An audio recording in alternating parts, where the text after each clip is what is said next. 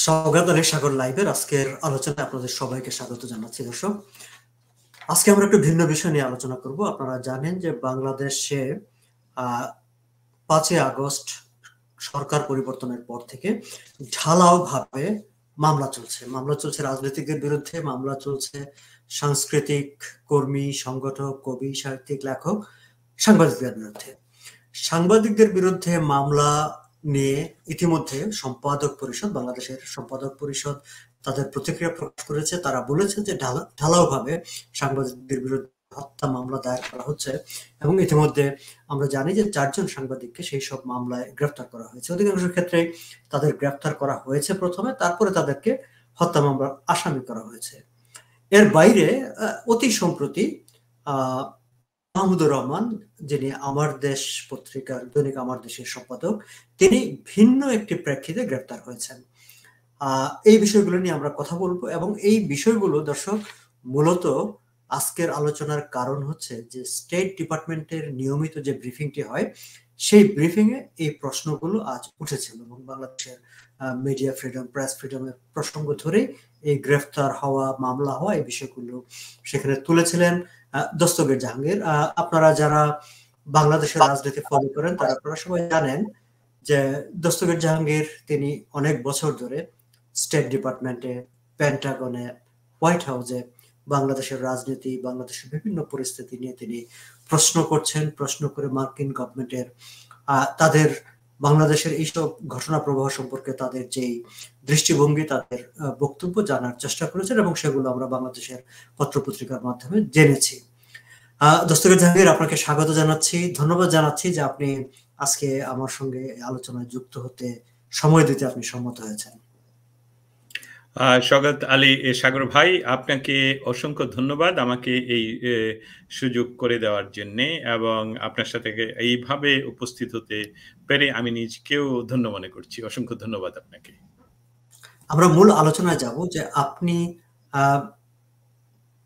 নিয়মিত প্রশ্ন করেন, আপনি এক প্রেস এক্সপ্রেসের হোয়াইট হাউস করেসপন্ডেন্ট, আপনি স্টেট ডিপার্টমেন্ট কভার করেন, পেন্টাগন কভার করেন, আমি যেটা ভূমিকাতে বলেছি। আজকে মানে আমাদের টরন্টো এবং ওয়াশিংটন টাইম হচ্ছে সোমবারে স্টেট ডিপার্টমেন্টের নিয়মিত ব্রিফিং এ আপনি বাংলাদেশ প্রসঙ্গে অনেকগুলো প্রশ্ন করেছেন। সেই প্রশ্নগুলোর বেশ কয়েকটির মুখপাত্র উত্তর দিয়েছেন, আবার একটি প্রশ্নের হয়তো তিনি বলেছেন যে তিনি পরবর্তীতে আপনাকে জানাবেন। আমরা সেই প্রশ্নের উত্তরগুলো এবং এ বিষয়ে আপনার ব্যাখ্যা, বক্তব্য আমরা শুনতে চাইব। কিন্তু শুরুতে একটা অভিজ্ঞতার কথা শুনতে চাই যে আপনি অনেকদিন ধরেই যুক্তরাষ্ট্রের গুরুত্বপূর্ণ জায়গাগুলোতে উপস্থিত থেকে আপনি প্রশ্ন করছেন, কভার করছেন।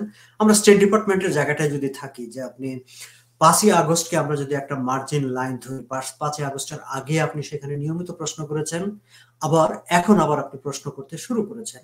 আপনার এই দুইটা জায়গাকে যদি আমি একটু বিভাজন টানি, আপনার এক্সপেরিয়েন্সটা আপনার কাছে কি? How do you feel? অসংখ্য ধন্যবাদ সাগর ভাই। মূলত সাংবাদিকতা যেহেতু আমাদের বলবো যে আমরা শুধুই এটা একটি কর্মসংস্থানের জন্য নয়, সাংবাদিকতার মৌলিক কাজটা যেটা আমরা চেষ্টা করি সাধন করার জন্যে, সেটা হলো আন্তর্জাতিক পরিমণ্ডলে পলিটিক্স, পলিসি অ্যান্ড ডিপ্লোমেসি এবং স্পেশালি সেটা ইন্দো প্যাসিফিক জোন তথা বাংলাদেশ, যেহেতু আমরা বাংলাদেশী বংশোদ্ভূত, সেইভাবে বাংলাদেশের কোনো প্রসঙ্গ নিয়েই আসলে বাংলাদেশকে আমরা যেহেতু প্রচন্ড ভালোবাসি, সেই শর্তেই আমরা এই কাজগুলো করে থাকি। 5 অগাস্টের পূর্ববর্তী পরিস্থিতির কথা এখানে বিভাজন না টেনে আমরা যদি আরো আগে চলে যাই, সেটা হলো যে বাংলাদেশের গত সরকারের বিভিন্ন কার্যকলাপ বলতে আমাদের যেটা ধারণা, শুধুই ধারণার কথা বলছি, যে সেটা হলো যে বিভিন্ন সময়ে রাষ্ট্রের সাথে রাষ্ট্রের যে কথাগুলো হয়, একটি রাষ্ট্র আরেকটি রাষ্ট্রের সাথে যে ডিপ্লোম্যাটিক ওয়েতে বিভিন্ন দাবি দাওয়া বা তাদের স্বার্থের কথা বলেন, সেই জায়গাগুলো নিয়ে যখন প্রকাশ্যে কোনো এক পার্টি বা কোনো একটা দেশে প্রকাশ্যে কথা বলে, সেটা অবশ্যই অন্য রাষ্ট্রের জন্য বিব্রতকর। তার জন্যে আমি এই বিভাজন রেখাটা টানবো আসলে আরো অনেক আগে থেকেই, কিন্তু 5ই অগাস্ট পরবর্তীতে মনে হচ্ছে যে বিষয়টা অনেকটা এটা শুধুই আমার ফিলিংস, এটা আমি অবশ্যই বলছি না যে হ্যাঁ, এটার একটা গুণগত পরিবর্তন ঘটেছে সেখানে। সেই গুণগত পরিবর্তন পজিটিভ না নেগেটিভ এটা বলতে আরো একটু সময় লাগবে। নিশ্চয়ই, মাত্রই তো শুরু হলো, ফলে টাইম লাগবে তো বুঝতে যে আসলে how things are going on. আমরা একটু ঠিক সোমবারের আলোচনায় চলে যাই, যে সোমবারে আপনি 3টি প্রশ্ন করেছেন স্টেট ডিপার্টমেন্টের ব্রিফিং এ। ম্যাথিউ মিলার ছিলেন স্টেট ডিপার্টমেন্টের মুখপাত্র।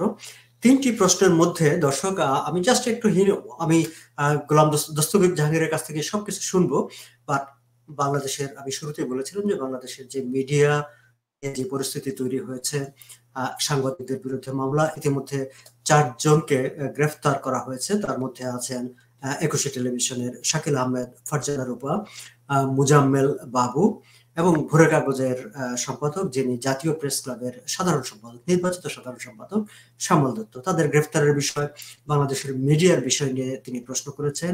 বাংলাদেশে গত আন্দোলনের সময়ে মানে এই হতাহতের বিষয় নিয়ে জাতিসংঘ যে তদন্ত করছে, সেই তদন্তের বিষয় নিয়ে কথা বলেছেন। এবং সর্বশেষ আশুলিয়ায় সোমবার দিনই যে শ্রমিক হত্যা, বাংলাদেশে নোবেল বিজয়ী একজন শান্তিতে নোবেল বিজয়ীর শাসন আমলে প্রথম শ্রমিক হত্যা, আন্দোলনে যারা দাবি আদায় করতে গিয়েছিল সেখানে প্রথম পুলিশের গুলিতে প্রথম শ্রমিক হত্যা এবং লাঠিচার্জের ঘটনা, সেই বিষয়গুলো নিয়ে তিনি সেখানে প্রশ্ন করেছেন, সেই বিষয়গুলো নিয়ে সেখানে তুলে ধরেছেন। আমি যদি ঠিক মিডিয়ার জায়গা থেকে ধরি, দস্তগীর জাহাঙ্গীর, আপনি যদি একটু বলেন যে আসলে আপনি কি জানতে চেয়েছিলেন স্টেট ডিপার্টমেন্টের ব্রিফিং এ সাংবাদিকতার বিষয়গুলো নিয়ে। আবারও আপনাকে ধন্যবাদ সাগর ভাই। মূলত 5ই অগাস্টের পর থেকে বাংলাদেশের সমস্ত গণমাধ্যমগুলো কেমন জানি তাদের টাইমলাইন দেখলে সবকিছুকে মনে হবে তারা এক লাইনে কথা বলছে, এবং অনেক সময় দেখা যাচ্ছে যে তাদের এমনকি যে শব্দচয়ন, বাক্য, সেসবগুলো সবই একই, এখানে দাড়ি কমা পর্যন্ত মনে হচ্ছে এক। কিন্তু তার উপরেও যেহেতু বর্তমান অন্তর্বর্তীকালীন সরকারের প্রধান প্রফেসর ইউনুস সাহেব পৃথিবীব্যাপী, বিশ্বব্যাপী পরিচিত মুখ, এবং বিশ্বব্যাপী ওনাকে আসলে এখনো পর্যন্ত একটি শ্রদ্ধার চোখেই দেখা হয়। সে বিষয়ে সেই জন্যে আমরা যারা সাংবাদিকতার সাথে যুক্ত তারা মনে করেছিলাম যে হ্যাঁ, সময় দিলে, ওনাকে সুযোগ দিলে হয়তোবা বাংলাদেশে যে সংবাদপত্রের গণমাধ্যমের যে স্বাধীনতা, মুক্তভাবে কথা বলার যে স্বাধীনতা, সেটা হয়তোবা অচিরেই আমরা দেখতে পাবো। কিন্তু ঘটনাটা ঘটছে বিপরীতমুখী। যেমন উনি গত সপ্তাহে যখন নিউ ইয়র্কে ছিলেন, সেখানেও তিনি ভয়েস অব আমেরিকার সাথে উনি কথা বলতে গিয়ে বা ইন্টারভিউ দিতে গিয়ে ভয়েস অব আমেরিকার সম্মানিত সিনিয়র সাংবাদিক আনিস আহমেদের উপর অনেকটা খেপেই গেলেন প্রশ্ন করার কারণে।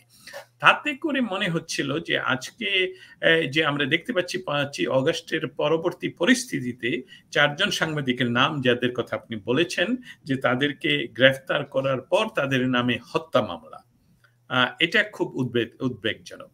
আমি বলছি না বা কোনো ক্রমেই বলছি না যে আইন তার নিজস্ব গতিতে চলবে না, সে সাংবাদিক হোক আর সে দেশের প্রেসিডেন্ট হোক, অথবা তত্ত্বাবধায়ক সরকারের প্রধান হোক, বা তত্ত্বাবধায়ক বলছি কেন, অন্তর্বর্তীকালীন সরকারের, অথবা এক্স প্রাইম মিনিস্টার হোক, যে কোনো ব্যক্তির আইন হবে ব্লাইন্ড, এবং আইন তার গতিতে চলবে। কিন্তু গ্রেফতার করে নিয়ে সিনিয়র এই সাংবাদিকদের নামে, যেমন আপনি যে নামগুলো বললেন তাদের সকলের নামে শাকিল আহমেদ, ফারজানা রূপা, মুজাম্মেল বাবু, শ্যামল দত্ত। এক্স্যাক্টলি আমি নামগুলো রিপিট করতে চাচ্ছিলাম না, বাট আমরা যেহেতু সবাই চিনি, এবং সেই সাথে অন্য একটি পরিস্থিতির মুখে এই মুহূর্তে মাহমুদুর রহমান তিনিও জেলে আছেন, কিন্তু ঠিক একই কেসে জায়দিনের প্রতিষ্ঠাতা সম্পাদক বলবো বা খুব পরিচিত মুখ শফিক রেহমান, উনি বা দেশে ফিরে আসেন এবং উনাকে কিন্তু জামিন দেওয়া হয়। অতএব ওনার মামলাটি 1 বছরের জন্য স্বরাষ্ট্র মন্ত্রণালয় স্থগিত করে তারপরে জামিন দিয়েছে। জি, কিন্তু মামলা কিন্তু দুইজনের বিরুদ্ধে একই কনস্পাইরেসি মামলা, একদম একই, মামলাটা একই। অতএব যে মামলা স্থগিত হলে দুইজনেরটাই স্থগিত হওয়ার কারণ, কিন্তু এটা আমাদের মৌলিক আলাপের বিষয় নেই। আমরা কি করলাম। শুধু এটুকু যোগ করে রাখি যে মাহমুদুর রহমানকে জেলখানায় পাঠানো নিয়ে তুমুল প্রতিক্রিয়া হয়েছে, তার বিরুদ্ধে বেশ প্রতিবাদ হয়েছে। দেশে হচ্ছে, বিদেশে হচ্ছে নেটিজেনরা করছেন, যারা অনলাইনে অ্যাক্টিভ, যারা এই এই অন্তর্বর্তীকালীন সরকারের ঘোরতর সাপোর্টার, এবং তারাও এটার প্রতি বিস্ময় প্রকাশ করেছেন যে এটা কি করে হলো। আর বাকি যে সাংবাদিকরা এখনো জেলে আছেন তাদেরকে জামিনের জন্য আবেদনও করা সম্ভব হচ্ছে না, কারণ পরিস্থিতি এরকম বিরূপ তৈরি। তার জন্য যেখানে স্টেট ডিপার্টমেন্ট, হোয়াইট হাউস এবং অন্যান্য আমেরিকান প্রতিষ্ঠানগুলোতে যেখানে নিয়মিত প্রেস ব্রিফিং হয়, এবং তারা সবসময়ই, আমেরিকাতে একটি কথা খুবই প্রচলিত, সেটা হলো সাংবাদিকতা is not a crime, journalism is not a crime. অতএব সেখানে সেই জন্য আমার মনে হলো যে এই প্রশ্নটা খুবই সমসাময়িক হবে। বাংলাদেশে যেহেতু আমেরিকার বন্ধু ডক্টর ইউনূস সাহেব এই মুহূর্তে দেশ পরিচালনার ভার নিয়েছেন, তাই আমেরিকার জন্য জানা প্রয়োজন সেখানে আসলে সাংবাদিকদের উপর, অন্যান্য বিষয়গুলো নিয়ে তো আমরা অন্য পরিসরে আলাপ করতে পারবো, কিন্তু সাংবাদিকদের উপর যে অঘোষিত নিয়ন্ত্রণ চলছে, অঘোষিত নিয়ন্ত্রণটা আসলে খুবই কার্যকর। আজকে আশুলিয়ার কি ঘটনা সেটা কিন্তু আমরা সরাসরি কোনো গণমাধ্যমে তেমন বড় নিউজ হেডলাইন হিসেবে দেখছি না, অথচ আপনি নিজে হেডলাইন করেছেন আজকে যে ডক্টর ইউনূসের শাসনামলের প্রথম শ্রমিকদের উপর বা হত্যা বা অস্ত্র প্রয়োগ বা বল প্রয়োগ, সেই যে যদিও ৫ তারিখের পর থেকে স্ট্রিট জাস্টিস বলেন, মব জাস্টিস বলেন, এরকম ক্রাইম, আমি অবশ্য স্ট্রিট জাস্টিস বা মব জাস্টিস শব্দটি ব্যবহার করতে চাই না, আমি সেটাকে অ্যাট্রোসিটি হিসেবে দেখি, আমি সেটাকে একটা ক্রাইম হিসেবে দেখি। কিন্তু আমি স্ট্রিট জাস্টিস এই টার্মটা ব্যবহার করলাম, রেফার করি নিউ ইয়র্ক টাইমসের সাংবাদিক যিনি গত সপ্তাহেই ওনাকে প্রশ্ন করেছিলেন স্ট্রিট জাস্টিস হচ্ছে বাংলাদেশে। ডক্টর ইউনূস সেটাকে অ্যাভয়েড করতে গিয়ে চেষ্টা করলেও উনি আবার ফিরে এসে বলেন কিন্তু আমাদের কাছে রিপোর্ট আছে যে বাংলাদেশে স্ট্রিট জাস্টিস হচ্ছে। তখন তিনি বললেন যে এটা অতিরঞ্জিত। অতএব আমার মনে হলো যে আমাদের পক্ষ থেকে স্টেট ডিপার্টমেন্ট এবং হোয়াইট হাউসে এই বিষয়গুলো নিয়ে আলাপ হওয়া উচিত। উত্তর যাই আসুক সেই বিষয়টা তাদের নখদর্পণে আনার জন্য চেষ্টা ছিল। তো আপনি এক্স্যাক্টলি যদি আমরা যদি একটু জানতে চাই আমাদের দর্শকদের জন্য যে আপনি কি প্রশ্নটি করেছেন। ও আচ্ছা, আমার প্রশ্নটি এটা খুবই সহজ একটা প্রশ্ন ছিল। প্রশ্নটি এরকম যে বাংলাদেশের কিছু প্রমিনেন্ট জার্নালিস্ট, যেমন নাম বলেছি শাকিল আহমেদ, ফারজানা রূপা, মুজাম্মেল হক বাবু, শ্যামল দত্ত যিনি প্রেস ক্লাবের সেক্রেটারিও বটে, এবং সেই সাথে এখন যিনি নতুন করে জেলে আছেন মাহমুদুর রহমান, তাদেরকে কাস্টডিতে রাখা হয়েছে বা জেলে রাখা হয়েছে, তাদেরকে এখনো বেল দেওয়ার কোনো প্রসেস চলছে না।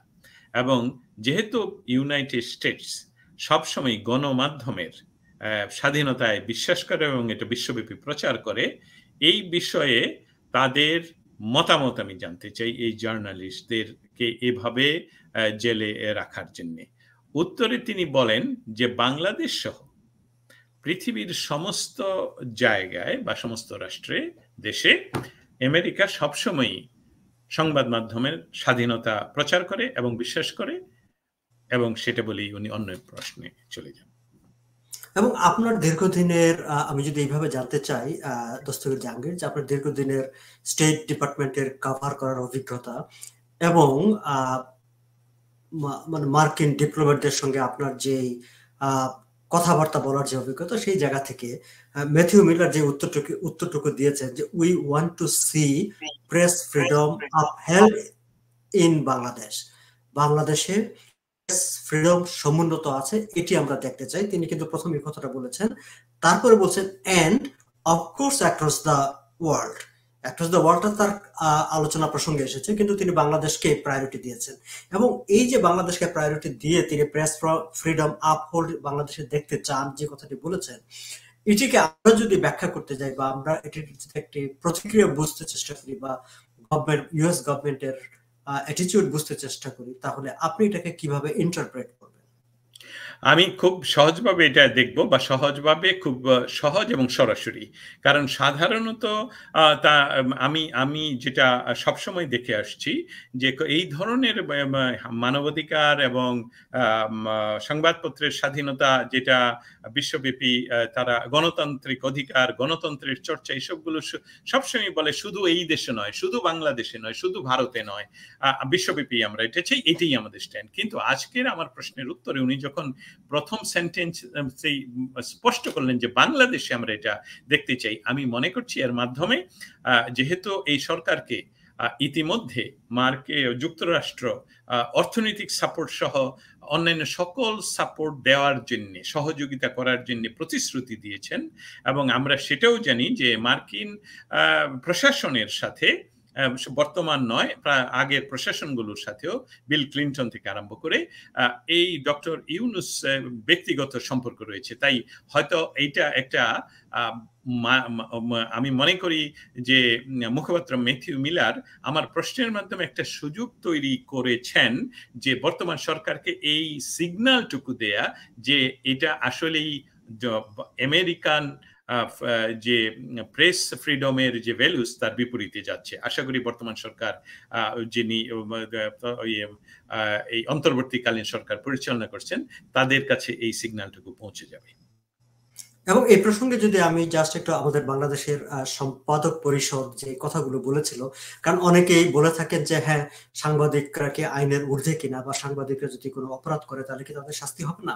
সে প্রসঙ্গে আমি একটু জাস্ট আমাদের দর্শকদের সুবিধার্থে এবং এই আলোচনার সঙ্গে একটু যোগসূত্র করতে চাই দস্তগীর জাহাঙ্গীর, যে বাংলাদেশের সম্পাদক পরিষদ কিন্তু বলেছিলেন যে সাংবাদিকতার বাইরে এদের যদি কোনো অপরাধ থাকে, ব্যবস্থা নেওয়া যাবে। সাংবাদিকতার বাইরে যদি তাদের কোনো অপরাধ থাকে, তাহলে অবশ্যই তাদের বিরুদ্ধে সরকার ব্যবস্থা নেবে, সেটা নিয়ে আমাদের কোনো আপত্তি নাই। কিন্তু আমাদের আপত্তি হচ্ছে যে কাউকে সাংবাদিকতার কারণে যেন শাস্তি দেওয়া না হয়, সাংবাদিকতার কারণে যেন তাদের কারো বিরুদ্ধে মানে কোনো ধরনের ব্যবস্থা নেওয়া না হয়। এবং যেভাবে কোনো হত্যা মামলা দায়ের করা হচ্ছে, সেটিতে তারা উদ্বেগ প্রকাশ করেছেন, এবং তারা বলেছেন যে এটি আন্তর্জাতিক অঙ্গনেও একটি ভুল বার্তা যাবে বাংলাদেশ সম্পর্কে। আমরা যদি আপনার কাছে অন্য প্রশ্নে যেতে চাই, যে আপনি যেহেতু আরো কয়েকটি প্রশ্ন করে, আমি অন্য প্রশ্ন উত্তর দেওয়ার আগে সাগর ভাই, আমি এটা নিয়ে আমার লাস্ট সেন্টেন্সটা বলতে চাই। সেটাই একটু আগেও বলেছিলাম যে আমেরিকাতে সবসময় এই বিষয়টা বারবার বলা হয় যে সাংবাদিকতা অবশ্যই কোনো ক্রাইম নয়, journalism is not a crime. অতএব আপনার যে কথা, বাংলাদেশের যে সংবাদপত্র বা সংবাদ মাধ্যমের যে কমিটি এই বিষয়ে উদ্বেগ প্রকাশ করেছে, সেটা একদমই সঠিক। সাংবাদিকতা করার জন্য, প্রশ্ন করার জন্য, বা তার দৈনন্দিন সাংবাদিকতার জন্য যে সকল কাজ তারা করেছেন, তাদের এই কাজে যাতে অবশ্যই তাদেরকে বিচারের সম্মুখীন না হতে হয়, এটাই বিশ্বব্যাপী স্ট্যান্ডার্ড। এর বাইরে ব্যক্তিগত জীবনে বা অন্যান্য কোনো কাজে তারা অবশ্যই যদি কোনো ক্রাইমের সাথে যুক্ত হয়ে থাকেন, সেটা তো আমি প্রথমেই বলেছি, সেটার জন্য আইন সকলের জন্য সমান। নিশ্চয়ই। আমরা যদি অন্য প্রশ্নে যাই, আপনি অন্য যে প্রশ্নগুলি করেছেন, একটু যদি আগে আমাদেরকে বলেন যে আপনি আসলে কি প্রশ্ন করেছেন। অসংখ্য ধন্যবাদ। আমি যে বিষয়টা খুবই উদ্বেগজনক, আমাদের বাংলাদেশের তথা বিশ্বের এই পরিস্থিতির জন্য উদ্বেগ ছিল, সেটা আমি আসলে শেয়ার করেছি। সেই বিষয়টা হলো যে গত সপ্তাহে ডক্টর মোহাম্মদ ইউনূস, উনি বিল ক্লিন্টনের যে আয়োজিত বাৎসরিক যে সভা হয় ওনার ব্যক্তিগত একটি নন প্রফিট অর্গানাইজেশনের, সেখানে তিনি বলেছেন এবং সুস্পষ্টভাবে বলেছেন, আসলে বিষয়টা ইংলিশ সেন্টেন্সটা বলতে পারলে বেটার হবে, কিন্তু চেষ্টা করব বাংলা তো ভাষায় তর্জমা করে বলার জন্য। উনি বলেছেন যে বাংলাদেশে যে বিদ্রোহ বা বাংলাদেশে যে আন্দোলন বা সরকার পরিবর্তনের যে আন্দোলন ঘটেছে সেটা হঠাৎ করে আসেনি, এটা একেবারেই নির্ভেজালভাবে এটা ছিল পরিকল্পিত, সুচারুরূপে পরিকল্পিত। সুচারুরূপে পরিকল্পিত, ধন্যবাদ। সুচারুরূপে পরিকল্পিত এবং প্রত্যেকটা অ্যাকশন গুলো পরিকল্পিত ছিল। এবং সেখানে তিনি আরেকটি কথা বলেন যে সে যে একজন মাস্টার মাইন্ডকে উনি পরিচয় করিয়ে দেন। অতএব শব্দটার চয়ন দেখুন, শব্দটার ব্যবহার করুন। আমি আপনার কাছে সাগর ভাই, আপনি তো সাংবাদিকতার আমার অনেক সিনিয়র এবং আপনি সাংবাদিকতার গুরু। আপনি জানেন যে আমাদের সাংবাদিকতায় এবং ইয়েতে আইন মানে কোর্টে প্রতিটা শব্দ কিভাবে প্রয়োগ করেন তার উপর নির্ভর করে আসলে আপনি কি বলতে চাচ্ছি। এখানে বলা হচ্ছে যে মাস্টার মাইন্ড, মাস্টার মাইন্ড তো গণতান্ত্রিক ওয়ার্ড নয়, অতএব এটা একটা ক্রাইম এইভাবে যদি আমরা বলি। অতএব এই যে মাস্টার মাইন্ড যিনি ক্রাইম করলেন, তাহলে আমার প্রশ্নটা ছিল যে এই গণ আন্দোলনে যে অ্যাট্রসিটি ঘটেছে, যে মানুষগুলোকে হত্যা করা হয়েছে, যে মানুষগুলোর জীবন দিতে হয়েছে, তাদের জন্য আলটিমেটলি দায়ীটা কে হবে?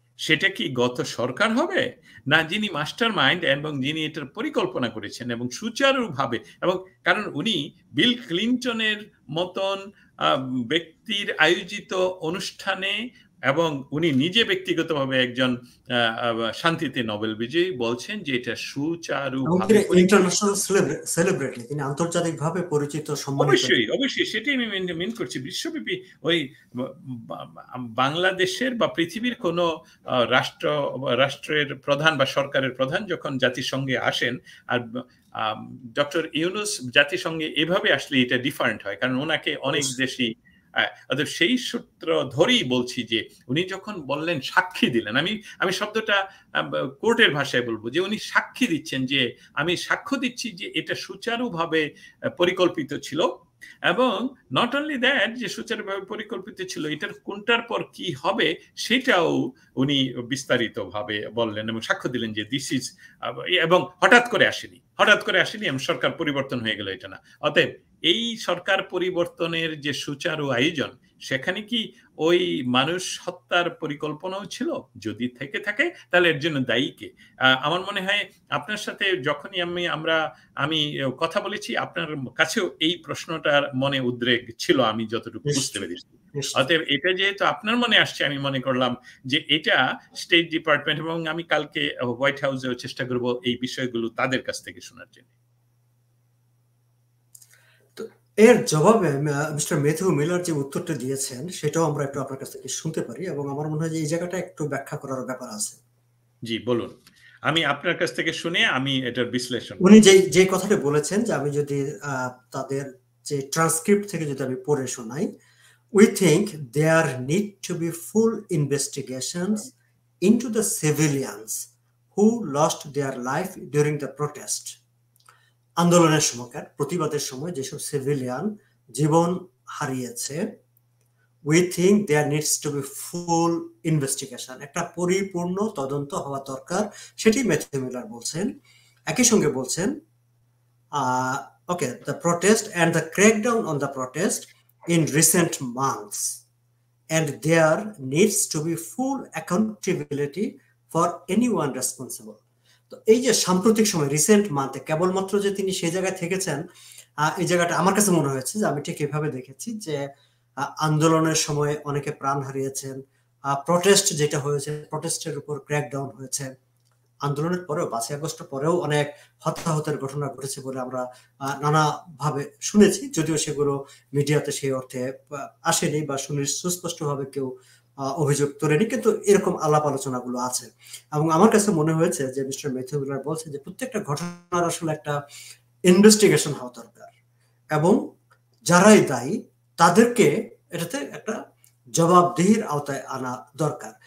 এটি তিনি সবসময় বলে থাকেন, আমরা জানি, আপনিও জানেন, যে মানে গত নির্বাচনের আগে বাংলাদেশের সংগঠিত রাজনৈতিক সহিংসতা নিয়ে যখন প্রশ্ন করা হতো, তখনও একই কথা বলতেন, একই রকম কথা বলছেন। বাট এখনকার পরিস্থিতিতে এই জায়গাটায় যদি আপনার কাছ থেকে একটু শুনতে চাই, তিনি এই যে ইনভেস্টিগেশনের কথা বলছেন এবং অ্যাকাউন্টেবল করার কথা বলছেন। এই দুইটি বিষয়টাকে আপনি কিভাবে দেখবেন? সাগর ভাই, আমি আপনার যে আপনি যখন পড়ে শোনালেন, সেখানেই আসলে আম এম বিষয়টা উনি কিভাবে নিচ্ছেন বা কি বলতে চাচ্ছেন, সিগন্যাল কি দিচ্ছেন। একটা বিষয়, আমরা যতই চেষ্টা করি সাদা-কালো উত্তর পাওয়ার জন্য, আমরা যতই চেষ্টা করি স্ট্রেইট উত্তর পাওয়ার জন্য, আসলে বিষয়গুলো সেরকম হয় না। ইয়েস কে অনেক সময় মনে করতে হবে নো, আবার অনেক সময় নো কে মনে করতে হবে ইয়েস। অতএব আমাদের নিজেদের, আমি অন্ততপক্ষে আজকে এই প্রশ্নটার উপর আমি মানসিকভাবে খুব আ আ মা মা বলবো যে ভালো লাগছে যে উনি এটার প্রায় সরাসরি উত্তর দিয়েছেন। কারণ উনি বলেছেন ইনভেস্টিগেশন এর কথা। উনি শুধু বলেননি যে ৫ তারিখের আগে বাংলাদেশে কি ঘটেছে, কাদেরকে হত্যা করা হলো, কারা হত্যা হলো তারপর এটাও বলেছেন রিসেন্ট মান্থস বলেছেন। রিসেন্ট মা মা মা মান্থ, তার অর্থ হলো যে এখনো যেটা ঘটছে সেটা নিয়েও বলছেন। এটা আমি আসলেই খুবই আনন্দিত যে এটা এইভাবে উনি বলেছেন। সাধারণত উনার মুখ থেকে এইভাবে কথা আনা খুবই কঠিন হয় বা উনারা এভয়েড করে নেবে বলার জন্যে। আরেকটা বিষয় হলো যে ইনভেস্টিগেশন এর কথা যখন আমেরিকা বলে, তার অর্থ কিন্তু তারা আসলে মিন করে। তারা করুক আর না করুক। এখন আমার সম্পূরক প্রশ্ন করলে উনাকে বিব্রত করতে পারতাম। সেটা সম্পূরক প্রশ্নটা আমার মুখে এসেও, যেহেতু আমার আরো ২ টা প্রশ্ন রয়ে গেছে খুবই গুরুত্বপূর্ণ, প্রেস এবং আরেকটা বিষয় আশুলিয়া। অতএব আমি সম্পর্কটা করিনি যে তাহলে এই ইনভেস্টিগেশন এর জন্য কি আমেরিকা ইতিমধ্যে FBI সেখানে পাঠিয়েছে বা আমেরিকা কি করছে? তাহলে হয়তোবা বিষয়টা আরো প্রকটভাবে সুন্দরভাবে আমরা দেখাতে পারতাম। কিন্তু আমার মনে হচ্ছে আমেরিকা নিজেও চাচ্ছে না, যেখানে তারা ইন্দো চায়না আ আ সম্পর্কে বাংলাদেশ একটা গুরুত্বপূর্ণ পার্টনার হিসেবে ডক্টর ইউনূসের অ্যা অ্যা যে জন সমর্থন বাংলাদেশে থাকুক, সেটা তারা চায়। সেই সাথে ইউনূস যাতে আবার বিশ্বব্যাপী, যেহেতু উনার শান্তিতে নোবেল, এটা কিন্তু একটা ভার। এটা কিন্তু অবশ্যই। এই ভারটা একটা মানে এটা বলব যে একজন একজন শেখ হাসিনা, একজন খালেদা জিয়া, একজন ডক্টর ইউনূস নোবেল পুরস্কার প্রাপ্ত এবং শান্তিতে একই জিনিস নয়। নো। অতএব তার আমি আমি আমি তার সম্পূর্ণ একমত আপনার সঙ্গে। এবং এই জায়গাটায় কিন্তু আমি যদি এইভাবে যোগ করি দস্তগীর, যে একজন শান্তিতে নোবেল বিজয়ী আন্তর্জাতিক সেলিব্রিটি যখন কোন দেশের সরকার প্রধান হন, আ তার দিক থেকে, বাইরের দিক থেকে তার প্রতি সম্মান, গ্রহণযোগ্যতাটা যেমন বাড়ে, তার দিক থেকেও রেসপনসিবিলিটিটা কিন্তু বাড়ে। তার দিকে দায়বদ্ধতা, দায়িত্ব সেটিও কিন্তু বাড়ে। অনেক বেশি, অনেক বেশি। কারণ পৃথিবী তার প্রতি লক্ষ্য করছে। ডক্টর ইউনূসের নামে সংবাদ হচ্ছে কোনো একটা। এটা কিন্তু মানুষ দেখবে। এবং যেটা উনার জন্য খুবই বিব্রতকর অবস্থায় পড়েছিলেন উনি। আমাদের কাছেও সেটা ভালো লাগবে না। আমরাও তাকে যে জায়গায় দেখি, যেভাবে দেখি, অবশ্যই সে না, জায়গায় আমরাও অবশ্যই সেটা না। দেখতে আমাদের পছন্দ ভাল লাগবে না সেটা। সাধারণ যে যেভাবেই বলুক, আমরা সাংবাদিকরা তো যখন বিভিন্ন জায়গায় যাই, স্পেশালি হোয়াইট হাউসে, স্পেশালি স্টেট ডিপার্টমেন্টে, স্পেশালি বলবো জাতিসংঘে, ডক্টর ইউনূস সম্বন্ধে তাদের যে ধারণা পোষণ করেন তারা, সেটা বাংলাদেশী হিসাবে অবশ্যই আপনি এটাকে নষ্ট করতে চান না। অবশ্যই। দুর্ভাগ্যজনকভাবে হলেও সত্য যে একজন নোবেল বিজয়ী, শান্তিতে নোবেল বিজয়ী বাংলাদেশের মতন, যেখানে পলিটিক্স আসলেই খুব কঠিন। Politics Bangladesh is serious matter. এবং সেখানে আপনি এটা বাংলাদেশের কোন রাজনৈতিক দল, এবং আমি মনে করব আমরা জনগণ, সাধারণ মানুষেরাও কোনো ক্রমেই একত্রিত হতে পারি না, একমত হতে পারি না। একমাত্র ব্যতিক্রম ছিল ৭১ সনের স্বাধীনতা সংগ্রাম।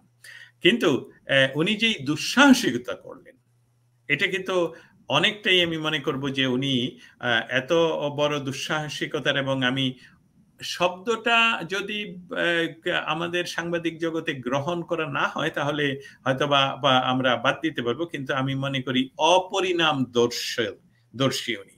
উনি যে কাজগুলো করছেন, যেমন আজকের আশুলিয়ার ঘটনা, এটা কিন্তু নিউজ হচ্ছে যে শ্রমিক, অথচ উনি মাসখানেক আগেই 50 ডেজও না, আগেও এই শ্রমিকদের বেতন ভাতা অমুক তমুক নিয়ে ওনার একটা বিব্রতকর পরিস্থিতি ছিল। অতএব এই বিষয়গুলো ওনাকে আরো বেশি করে ওনার ক্ষতি করবে। ক্ষতি হচ্ছে সেটা বাংলাদেশের হবে, এবং আমেরিকা যুক্তরাষ্ট্রের পররাষ্ট্র মন্ত্রণালয়ের মুখপাত্র। তার আপনি যদি ওনার বডি ল্যাঙ্গুয়েজে লক্ষ্য করেন তাহলে দেখতে পাবেন যে উনি কিন্তু নিজেই এই প্রশ্নের উত্তর এইভাবে দিয়ে হয়তোবা উনিও নিজের অবস্থানটাকে ক্লিয়ার করলেন এইভাবে যে অবশ্যই ডক্টর ইউনূস যেখানে রয়েছেন সেখানে এটার ইনভেস্টিগেশন হওয়া উচিত প্রতিটি জীবন ক্ষয়ের। অবশ্যই। আমরা আর আপনার শেষ প্রশ্নটা যেটা ছিল সেটি যদিও তিনি কোনো উত্তর দেননি, বলেছেন যে তিনি হয়তো আপনার কাছে পরবর্তীতে এটি নিয়ে মানে আশুলিয়ার যে শ্রমিক হত্যা, লাঠিচার্জ, চাকরি প্রত্যাশীদের উপর, আমরা সেটি নিয়ে আজকের আলোচনায় যাব না। আপনি যখন সেটার উত্তর পাবেন তখন আমরা সেটিকে ধরে হয়তো আবার আপনার কাছে শুনতে চাইবো, কারণ যেহেতু এটি স্টেট ডিপার্টমেন্টের ব্রিফিং এর প্রশ্নটি হয়তো উত্তর দিবে না, আপনাকে হয়তো ব্যক্তিগতভাবে ইমেইলে উত্তর দিবে কিংবা হয়তো বা ব্রিফিং এ উত্তর দিবে, যেভাবেই হোক সেটি নিয়ে আমরা পরবর্তীতে আবার আলোচনা করব। আমরা শেষ করার আগে আমরা যদি ঠিক একটা উপসংহার টানতে চাই যে আজকে আপনার যে অভিজ্ঞতা হলো স্টেট ডিপার্টমেন্টে বাংলাদেশ পরিস্থিতি নিয়ে, বিশেষ করে মিডিয়া প্রেস ফ্রিডম নিয়ে সাংবাদিকদের নামে ঢালাও মামলা, তাদেরকে গ্রেফতার করে রাখা, আটকে রাখা, এবং এই সামগ্রিক পরিস্থিতিতে বাংলাদেশে আমি দেখলাম আজকে যে আমাদের একজন একটি আন্তর্জাতিক গণমাধ্যমে কর্মরত এক সাংবাদিক ফেসবুকে পোস্ট দিয়েছেন যে তিনি এখন নেটফ্লিক্সের সিরিজ দেখে সময় কাটান, গান শুনে সময় কাটান। সে থেকে বোঝা যায় দর্শকের যে ফ্রাস্ট্রেশনটা, যে যদিও আমাদের প্রধান উপদেষ্টা থেকে শুরু করে সরকারের প্রায় সবাই বলছেন যে প্রাণ খুলে আপনারা প্রশ্ন করেন, লিখেন, সমালোচনা করেন, বাট আমাদের সাংবাদিকদের, আন্তর্জাতিক গণমাধ্যমের সাংবাদিকরাই, বাংলাদেশের কথা বাদ দিলাম, তারাও বলছেন যে তারা এখন গান শুনে সিরিজ দেখে সময় কাটান। তো এই যে আজকে আপনি প্রশ্নের পরে উত্তর এবং এইটিকে ধরে আমরা যদি উপসংহার টানতে চাই, আপনি কি উপসংহার টানবেন? অসংখ্য ধন্যবাদ। আমি উপসংহারের কথা যাওয়ার আগে আমার দ্বিতীয় যে প্রশ্নটি, যেটার উত্তর আজকে ওনার কাছ থেকে পাইনি, সেখানে একটি রেফারেন্স আমি টেনে কথা বলছিলাম। সেটা আসলে আমি শুধু এখানে অন দ্য রেকর্ড রেখে দিতে চাই। আমি বলেছিলাম যে আমি ওনার এই প্রশ্নে একটি রেফারেন্স তুলে ধরি, যে reference in 2014 Chairman of US Senate Committee on Foreign Relationship Robert Menendez said on the first anniversary on the Rana Plaza tragedy that Western countries would not buy clothes that are stained with the blood of Bangladeshi workers. আমি এই রেফারেন্সের পরে আমি আশা করছিলাম, আমি আসলে অপেক্ষা করছিলাম যে উনি উত্তরটা কি দেন। আমার ধারণা উত্তরটা ফর্মুলেট করার জন্যে, যাতে করে বাংলাদেশের পরিস্থিতি এবং আন্তর্জাতিক পরিস্থিতি, লেবার পরিস্থিতি এবং এই যে কমিটির প্রধান যে রেফারেন্স টেনেছিলেন 2014 সনে, সেটা নিয়ে উনি নিশ্চয়ই একটি উত্তর দিবেন। আশা করছি দ্রুতই সেটা পেয়ে যাব। উপসংহার সম্বন্ধে আপনি আন্তর্জাতিক গণমাধ্যম মানে আন্তর্জাতিক একজন সংবাদকর্মীর কথা যিনি বলেছেন, আমি একই ভাষায় বলতে চাই যে আমরা যারা প্রতিনিয়ত সংবাদ নিয়ে কাজ করি, ওয়াশিংটন ডিসিতে যেখানে প্রতি মুহূর্তে সংবাদের জন্য একদম উর্বর ভূমি, সেখান থেকেও বাংলাদেশে কোনো সংবাদ পাঠানোর পর সেটা কেউ প্রকাশ করছে না। বাংলাদেশের সাংবাদিকেরা যা বলছেন বা লিখছেন তা সব পত্রিকায় একই কথা লিখছেন, সব টেলিভিশনে একই কথা বলছেন।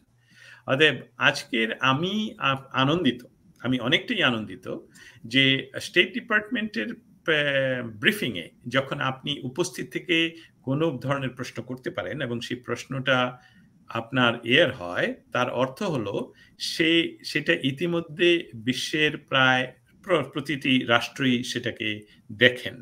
অতএব সেই সূত্রে বাংলাদেশে যে প্রেস ফ্রিডমের অভাব আমরা অনুভব করছি, আমি বলছি না আছে, কারণ প্রধান উপদেষ্টা সহ সকলেই বারবার বলছেন আপনারা প্রাণ খুলে আমাদের সমালোচনা করুন, সমালোচনা করুন, কথা করছি, কিন্তু কেউ শুনছে না তো, কেউ লেখছে না তো, কেউ কোথাও তো প্রকাশিত হচ্ছে না। কেউ না হলে প্রাণ খুলে সমালোচনা করলে এই সাংবাদিকরা হবে কেন, হত্যা মামলায় গ্রেফতার হবে কেন? সাংবাদিকতার জন্য তো কোনো তাদের হলো না। আমার হলো যে বাংলাদেশের মনে হচ্ছে আজকে সকালবেলা থেকে, আজকের সকাল খুব ভোর থেকে বাংলাদেশ থেকে যে সংবাদগুলো আসছিল আশুলিয়ার ঘটনা এবং এমনকি যমুনা যেখানে বর্তমান প্রধান উপদেষ্টা বসবাস করেন সেখানেও আন্দোলন হচ্ছে, তখন আসলেই মনে হচ্ছিল যে খেই হারালো কি বাংলাদেশ এবং বর্তমান সরকার। সেই সূত্রে আমি বলবো যে না, এখনো পর্যন্ত স্টেট ডিপার্টমেন্টের যে রিয়াকশন সেসবগুলি বর্তমান সরকার যদি একটু ভালো করে লক্ষ্য করেন তাহলে বাংলাদেশের পরবর্তী স্টেপগুলো নেওয়ার জন্য খুবই উপকার হবে এবং আমরা আশা করি বাংলাদেশ অচিরেই খুব দ্রুত গতিতেই যেই বিষয়টার প্রতি নজর দেওয়া উচিত সেটা হলো একটা সাংবিধানিক গণতান্ত্রিক সরকারকে ফিরিয়ে আনা। নিশ্চয়ই বাংলাদেশ সাংবিধানিক গণতান্ত্রিক একটি সরকারের পথে দ্রুত এগিয়ে যাবে এবং এই পথযাত্রায় বর্তমান সরকার আরো বেশি বেশি করে, কারণ এটি ভিন্ন ধরনের সরকার, এটি ডক্টর মোহাম্মদ ইউনূসের সরকার, এটি কোনো পলিটিক্যাল গভর্নমেন্ট না, এবং ডক্টর মোহাম্মদ ইউনূস একজন আন্তর্জাতিক সেলিব্রিটি, শান্তিতে নোবেল বিজয়ী। ফলে তার সরকারের সময়ে দেশ একটি আন্তর্জাতিক মানের শাসন নাগরিক পাবে যতটা সম্ভব, আমরা সেই প্রত্যাশা করি। এবং সেই প্রত্যাশার সঙ্গে মিলে এটুকু বলতে চাই যে বাংলাদেশের গণমাধ্যম, সাংবাদিকরা কেউ অপরাধ করলে সুনির্দিষ্ট অপরাধের ভিত্তিতে তারা অবশ্যই শাস্তি পাবে, কিন্তু ঢালাও ভাবে যখন তখন খুনের মামলার আসামি হয়ে যাব এই ভয় নিয়ে যেন তাদের কাজ করতে না হয়, এই ভয় থেকে যেন তারা একটা মুক্তি পান, একটু স্বাধীন পরিবেশে, যেই স্বাধীন পরিবেশটি বারবার ডক্টর মোহাম্মদ ইউনূস বলছেন যে আপনারা স্বাধীনভাবে কথা বলুন, সেই পরিবেশটি যেন তারা ফিল করেন। ওনার আহ্বানটি যেন প্রত্যেকটা সাংবাদিক পার্সোনালি ফিল করেন, সেরকম একটা পরিবেশ তৈরি হবে সেই আশা ব্যক্ত করছি। দস্তগীর জাহাঙ্গীর, আপনাকে অনেক ধন্যবাদ, আপনি অনেকটা সময় দিলেন আমাকে। দর্শক, সামনে আবারও মানে state department, white house, Pentagon যেখানে তিনি যাবেন এবং যেসব গুরুত্বপূর্ণ প্রশ্ন যেগুলোর ব্যাপারে আমাদের কৌতূহল আছে সেগুলো নিয়ে আমরা ওনাকে ইনভাইট করবো আমাদের সঙ্গে কথা বলার জন্য এবং আপনাদের সামনে সেগুলো উপস্থাপন করবো। সবাই ভালো থাকবেন, আজ এই পর্যন্তই।